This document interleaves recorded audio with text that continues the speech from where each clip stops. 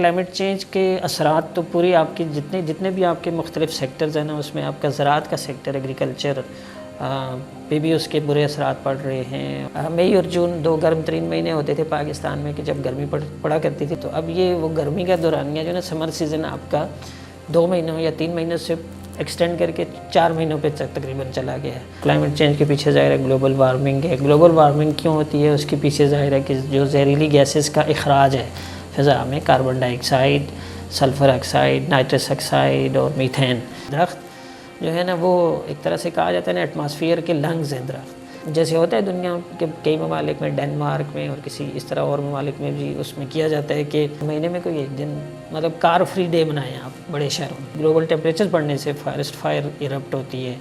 Australia में हम देखते हैं कि हर दूसरे साल जब गर्मी बढ़ती है तो वहाँ पर जंगलात में बहुत आग लगती है और तबाही होती है। पाकिस्तान में खुद हुआ है पिछले साल, और इसी तरह यूरोप में होता है हर साल। तुर्की में पिछले साल हुआ, उसके बराबर में यूनान में हुआ था।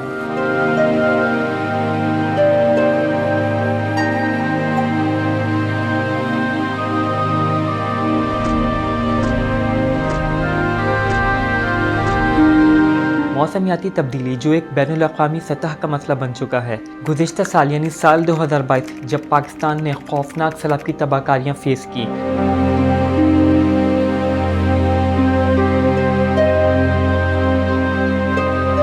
जिसमें न जाने कितने लोग बेघर हुए, फसलें तबाह हुई, और सैलाब के गुजर जाने के बाद भी जहाँ जहाँ सैलाब आया वहाँ पर सूरत हाल अभी तक बदतर है। क्लाइमेट चेंज की वजह से जो एक्सट्रीम इवेंट्स हैं वो उनकी फ्रीक्वेंसी बहुत बढ़ गई है। सबसे ज़्यादा असर एक्सट्रीम इवेंट्स पे ही पड़ा है, यानी फ्लड्स। कहीं कहीं दुनिया में बहुत ज़्यादा फ्लड्स आने लगे हैं। जैसे पिछले साल पाकिस्तान में बड़ा डिवास्टेटिंग फ्लड आया, और पाकिस्तान की हिस्ट्री का इतना तबाहकुन सैलाब पहले कभी नहीं आया था कि जितना 2022 में हमने फेस किया। देखिए, क्लाइमेट चेंज के असरात तो पूरी आपकी जितने जितने भी आपके मुख्तलिफ सेक्टर्स हैं ना, उसमें आपका ज़राअत का सेक्टर, एग्रीकल्चर पे भी उसके बुरे असरात पड़ रहे हैं, और इसी तरह से आपके पावर सेक्टर पर भी बुरे असरात पड़ रहे हैं, हेल्थ सेक्टर पर पड़ते हैं, और आपका जो लाइफ स्टॉक होता है वो एग्रीकल्चर का हिस्सा होता है। तो इन सब चीज़ों पे उसके मनफी असरात ही मुरतब हो रहे हैं, न सिर्फ पाकिस्तान में बल्कि दुनिया भर में हो रहे हैं। लेकिन पाकिस्तान में ज़्यादा हो रहे हैं चूँकि हम इतना मतलब हमारे यहाँ इतना जैसे कहते हैं ना डेवलपमेंट उस तरीके से नहीं हुई, तो इसलिए हमारा इंफ्रास्ट्रक्चर ही क्लाइमेट चेंज की वजह से जो एक्सट्रीम इवेंट्स हैं उनको हमारा इंफ्रास्ट्रक्चर ही नहीं सहार सकता। और साल 2023 की इब्तिदा में ही तुर्की में खौफनाक ज़लज़ले, इन सब की वजह मौसमियाती तब्दीली है।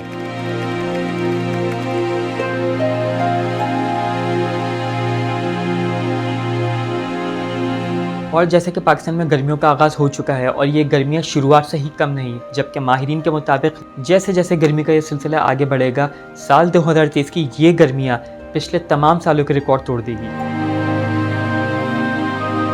देखें, जो हीट वेव तो खैर जैसे अभी से गर्मी पड़ना शुरू हो गई है ना, तो आप रूल आउट नहीं कर सकते कि जून तक आपके यहाँ अच्छी खासी गर्मी पड़ती है ना। इसमें यूजुअली ये होता था कि मई और जून गर्म तरीन महीने हैं दो पाकिस्तान में।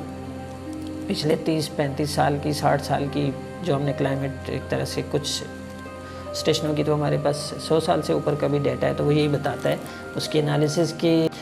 मई और जून 2 गर्म तरीन महीने होते थे पाकिस्तान में कि जब गर्मी पड़ा करती थी। लेकिन पिछले आप कह लें 10-15 सालों से ये हो चुका है कि अब अप्रैल किया, बल्कि अब तो पिछले साल से मार्च से गर्मी पड़ना शुरू हो जाती है। तो अब ये वो गर्मी का दौरानिया जो ना समर सीज़न आपका 2 महीनों या 3 महीनों से एक्सटेंड करके 4 महीनों पे तकरीबन चला गया है।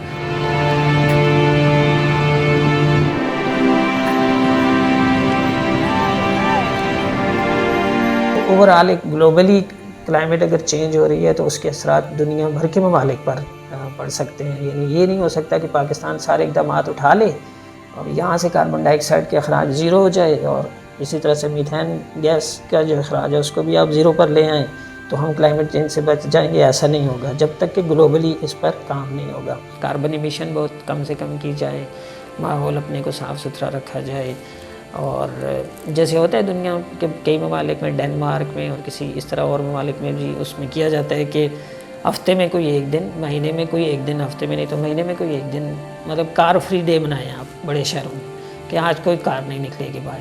तो आप माहौल को अच्छा खासा, हमने देखा कि कोविड के ज़माने में जब एक तरह से लॉकडाउन होता था और व्हीकुलर ट्रैफिक रोडों पे नहीं होती थी, तो उसमें अच्छी खासी उसमें ना क्या कहते हैं एमिशंस में कमी आ गई थी उस दौरान में। तो बदलता मौसम, गैर मामूली गर्मियाँ गुज़िश्ता साल पूरे यूरोप के लिए गर्म तरीन साल साबित हुआ। इटली, स्पेन और क्रोएशिया में शदीद हीट वेव्स चली।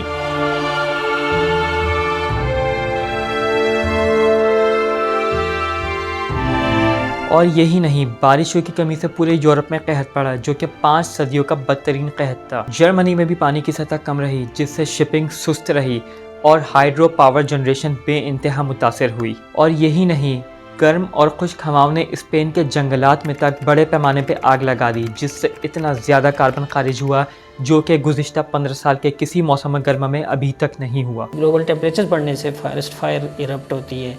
ऑस्ट्रेलिया में हम देखते हैं कि हर दूसरे साल जब गर्मी बढ़ती है तो वहाँ पर जंगलात में बहुत आग लगती है और तबाही होती है। पाकिस्तान में खुद हुआ है पिछले साल, इस इवेंट को हमने पहले मिस करके नहीं किया।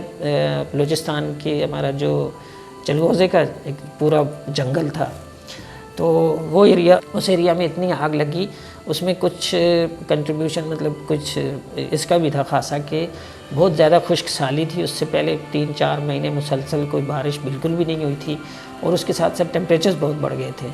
और इसी तरह यूरोप में होता है हर साल, तुर्की में पिछले साल हुआ, उसके बराबर में यूनान में हुआ था। और ज़ाहिर है कि क्लाइमेट चेंज के ये सारे असरात हैं जो हम फेस कर रहे हैं। दुनिया के दीगर खत्ते भी मौसमी तबाही और आलमी हिद्दत का सामना कर रहे हैं। ख़ास तौर पे गरीब मुल्कों की आबादियाँ बेइंतहा मुश्किल में हैं। पाकिस्तान में सैलाब से कम 1700 लोग जान से गए और कहर ज़दा सोमालिया में बेइंतहा जानवर हलाक हुए। एक अंदाजे के मुताबिक आखिरी 8 साल दुनिया की तारीख के सबसे गर्म तरीन साल साबित हुए। दरख्त जो है ना, वो एक तरह से कहा जाता है ना, एटमॉस्फेयर के लंग्स हैं दरख्त। कार्बन डाइऑक्साइड सारी खुद जज्ब करते हैं और आपको ऑक्सीजन प्रोवाइड करते हैं, माहौल को साफ़ सुथरा रखते हैं।